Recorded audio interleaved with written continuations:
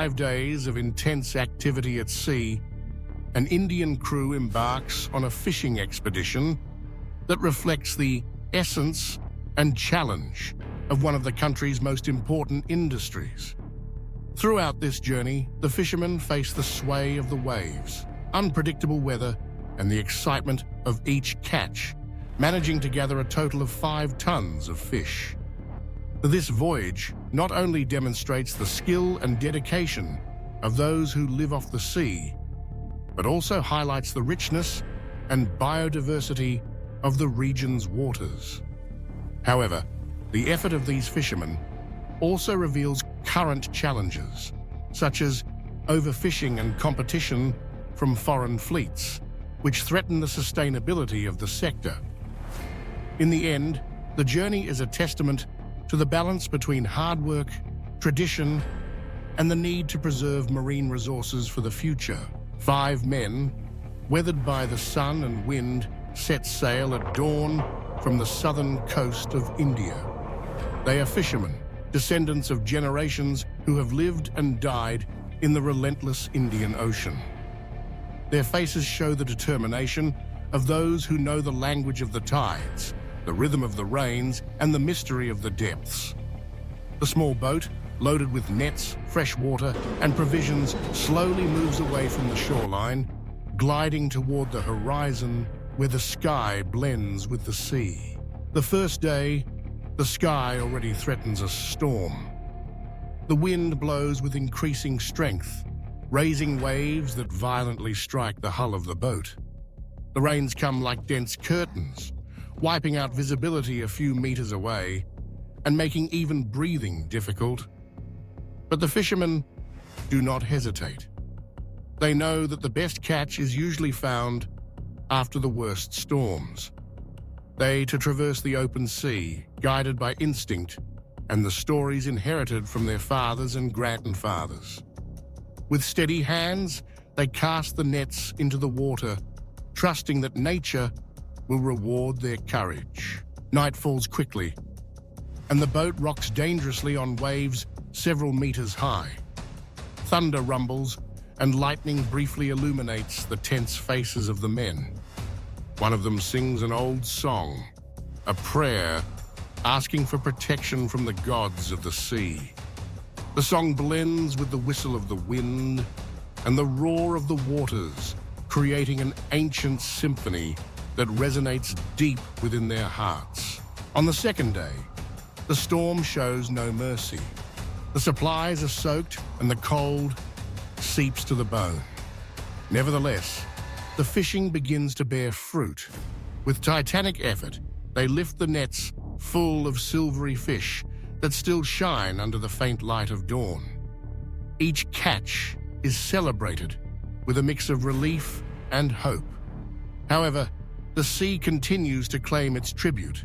A net breaks and they must repair it on board, with fingers numb from the cold and damp. The task is arduous, but no one complains. They know that their work determines the food for their families, the education of their children, the future of their community. On the third day, the storm reaches its peak. The boat feels like a nutshell at the mercy of the fury of the elements.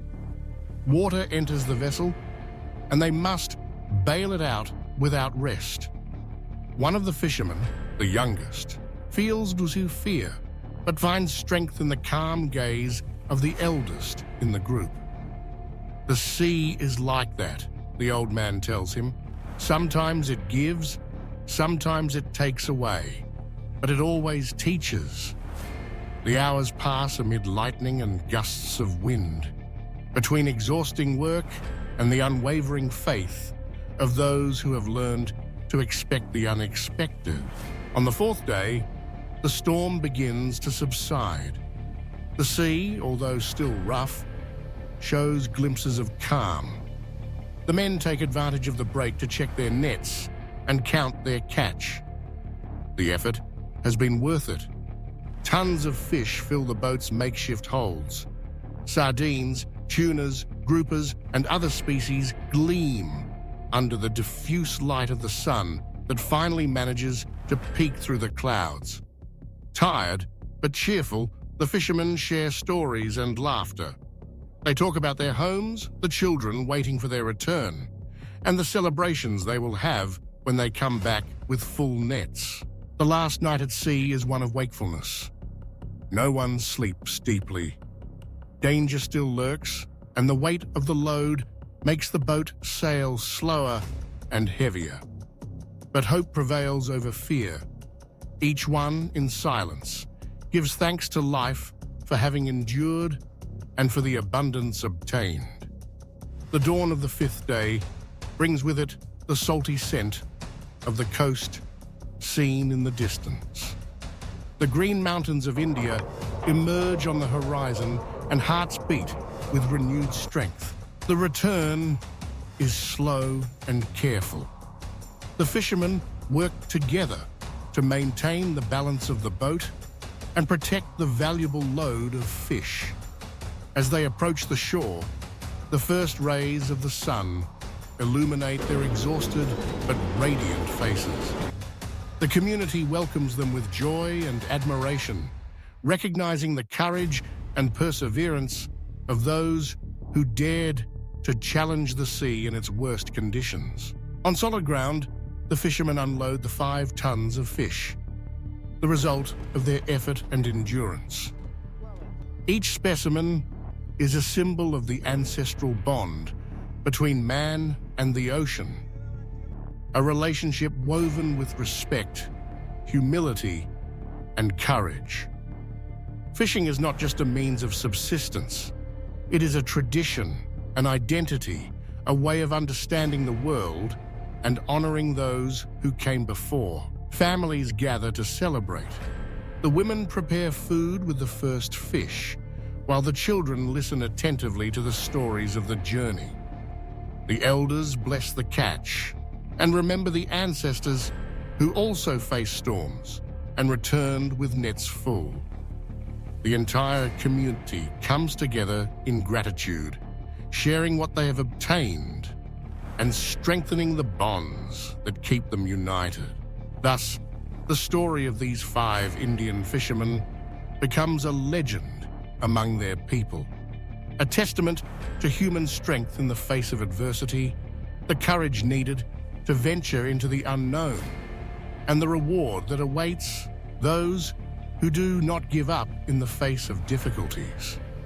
Every year when the storm season returns, other men and women set out, carrying with them the memory of this feat, the echo of songs under the reef, and the example of those who showed that even on the worst days, the sea can be generous to those who respect it and face it with dignity. The ocean, eternal and mysterious, continues its ebb and flow, indifferent to human smallness.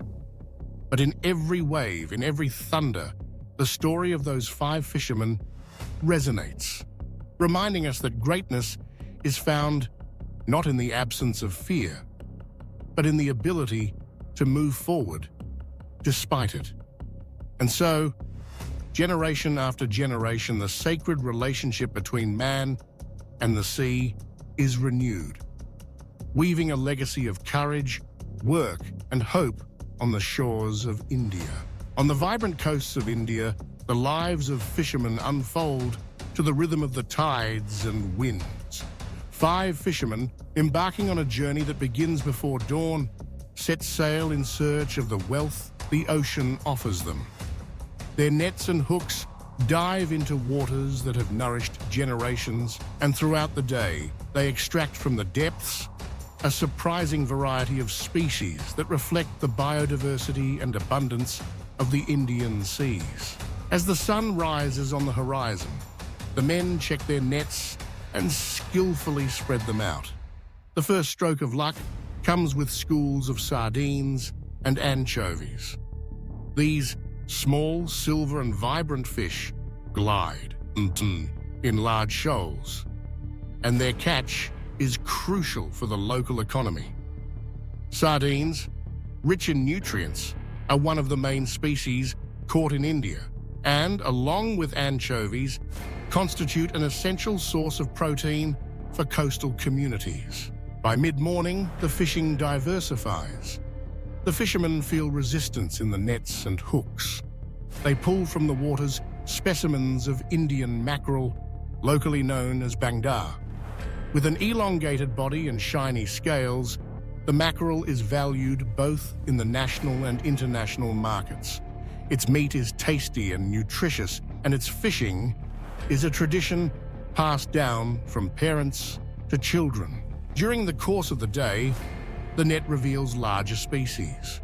Among them, tunas stand out, especially the skipjack tuna and the yellowfin tuna.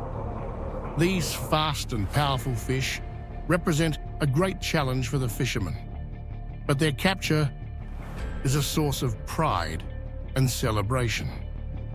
Tuna, besides being exported to demanding markets, is consumed locally in traditional preparations, adding variety and prestige to the day's catch.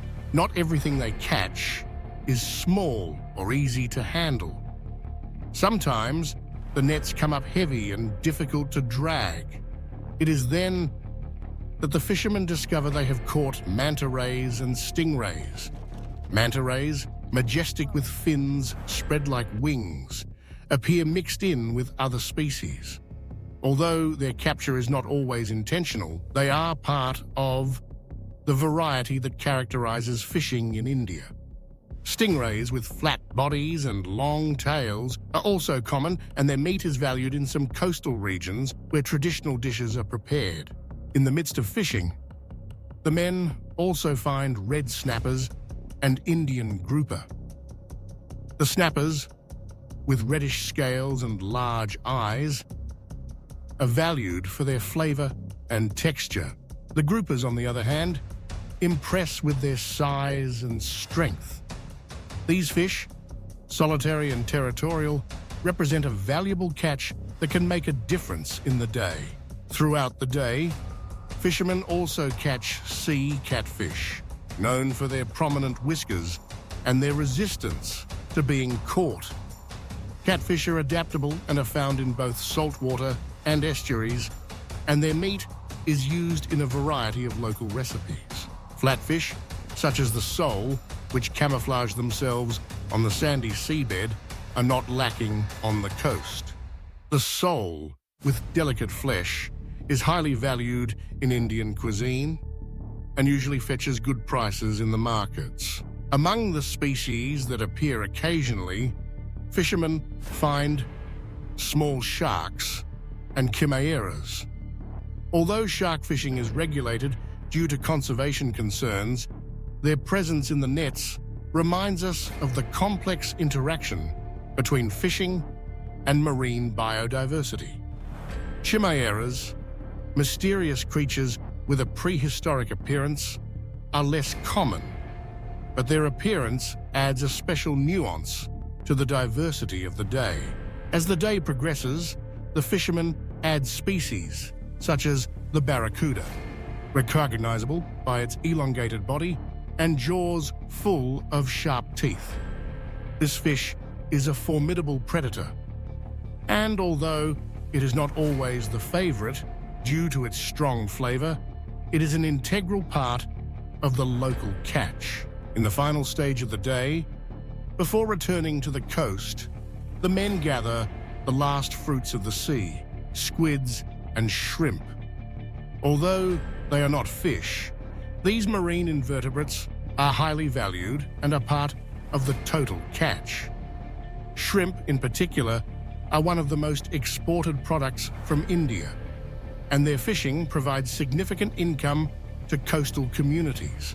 After hours of effort, the 5 fishermen have managed to gather an impressive variety of fish and seafood. The total catch of the day reaches 5 tons, a mix of sardines, anchovies, mackerel, tuna, manta rays, snappers, grouper, catfish, flounders, small sharks, chimeras, barracudas, squids, and shrimp. Each species contributes its own value, whether economic, nutritional, or cultural. However, the fishermen are aware of the responsibility that rests on their shoulders.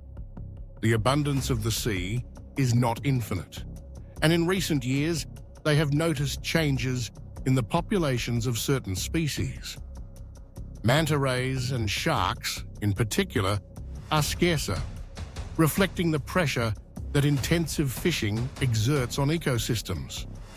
For this reason, some have adopted more sustainable practices, avoiding the capture of juveniles, respecting fishing bans, and collaborating with authorities to protect the most vulnerable species. Thus, the story of these 5 fishermen is also the story of a delicate balance between tradition and conservation.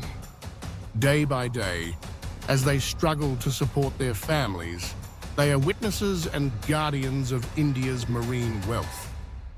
Their catch of 5 tons is a testament to the generosity of the ocean, but also a reminder of the need to protect it so that future generations can continue casting their nets in these ancient waters.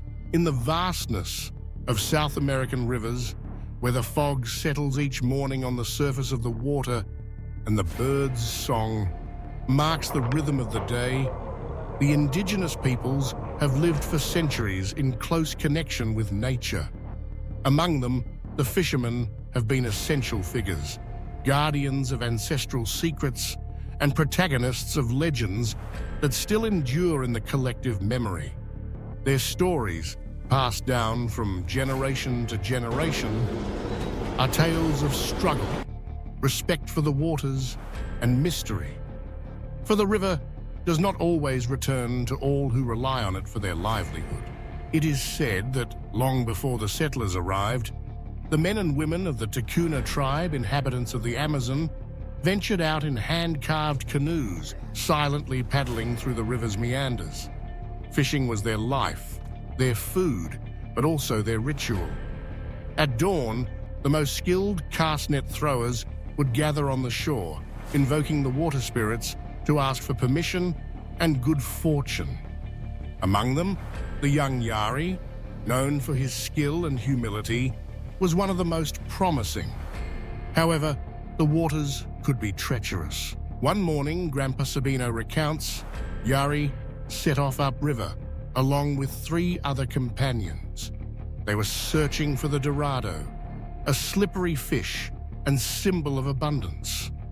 The nets were cast in sync, and the oars broke the silence of the water, but the fishing was tough, and the river was not always generous. For hours, the men battled against the current and fatigue, guided only by the whispers of the wind and the murmur of the trees. The fish seemed to dodge the nets, as if an invisible force protected them. The sun beat down relentlessly and hunger tightened the fishermen's stomachs. But they did not give up. They knew that perseverance was part of the trade and that the river rewarded those who offered it respect and patience. However, danger lurked around every bend. Submerged branches, treacherous whirlpools, and above all the feared spirit of the backwater. According to legend, this spirit guarded the best schools of fish and sometimes claimed those who dared to challenge it. They say that Yari's group, exhausted and almost hopeless, decided to venture into an area forbidden by the elders, where the water turned black and cold. There, the silence was thicker and the air heavier. Suddenly, a shadow slipped under the canoe. The paddles stopped. A chill ran down the men's backs. The oldest in the group, Kunu, whispered a prayer, but it was too late. A whirlpool appeared out of nowhere, overturning the boat and swallowing 2 of the fishermen. Only Yari and Kunu managed to cling to a branch and with great effort reached the shore, trembling with fear and sadness. Upon returning to the village, they recounted what had happened. The elders listened in silence and, after long minutes, concluded that the spirit of the calm waters had claimed its tribute in honor of the missing Offerings were made, and it was promised never to challenge the sacred limits of the river again. That story was etched into the memory of the village as a warning and tribute to those who gave their lives seeking sustenance for the community. Another legend comes from the Mapuches of the south, whose cold and crystal-clear waters hold their own mysteries. On new moon nights, the oldest fisherman would tell the story of Ontu, the brave young man who decided to try his luck in the sacred lake. Antu was known for his courage and his desire to stand out among his people, but also for his impatience. One night, ignoring his grandfather's advice, he ventured alone into the lake, convinced that he would catch the biggest trout ever seen. The hours passed and the darkness grew deeper. Antu's oars broke the reflection of the moon on the water, but no fish bit the hook. Suddenly, a figure emerged from the depths. It was the Wenyaf, the guardian of the lake, half woman and half fish, with hair as long as seaweed and eyes shining like fireflies. Antu, frightened, tried to row back, but the Wenyaf stopped him with her hypnotic song. It is said that since then, the young man disappeared without a trace, and his canoe was found days later, empty and covered with silver scales. From that night on, the Mapuches learned to respect the cycles of nature and not to challenge the powers that dwell in the waters. The fishermen always set out in groups, carrying offerings and words of gratitude, and whenever the lake returned fewer fish, they knew it was time to give its waters a rest and not tempt fate. In the Gran Chaco region, the Guarani also tell stories of fishermen who never returned. One of the most remembered is that of the young Arapisandu, who, blinded by the desire to impress the chief's daughter, ventured alone in search of the mythical giant Surubi. For days he fought against the current and the harsh weather. Finally, he thought he saw it, a huge shadow under the water, moving slowly. Arapisandu threw his harpoon, but the fish was stronger than he had imagined. The struggle was fierce, and the river turned red at dawn. When his people searched for him, they only found his broken spear and a hummingbird feather, a symbol of bravery and sacrifice. These legends tell us about the courage and humility of the indigenous peoples in the face of nature, about their wisdom forged in daily coexistence with the river, the lake, or the lagoon. Fishing was not only a means of subsistence, but a sacred act, full of risks and rewards. Those who returned shared the fruits of their effort with the community, and those who were lost were honored as heroes. For their departure reminded everyone of the fragility of life and the greatness of the water. Thus, at each fireside, under the starry mantle, the grandparents continue telling the stories of the brave fishermen, of those who returned and those who were lost, so that it is never forgotten that the river is both friend and adversary, and that within it reside forces that deserve respect and reverence.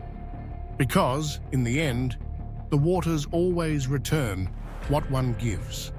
Sometimes fish, sometimes memories, and other times legends that float among the mist, waiting to be told.